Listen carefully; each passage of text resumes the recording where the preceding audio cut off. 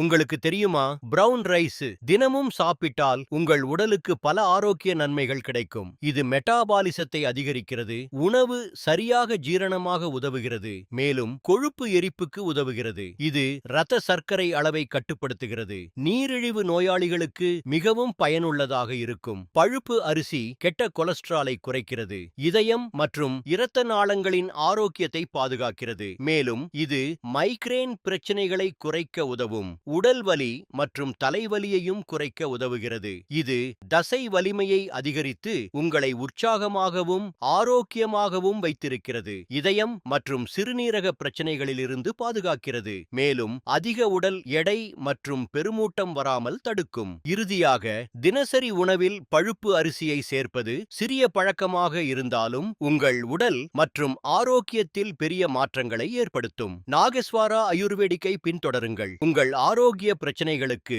எங்கள் தீர்வு.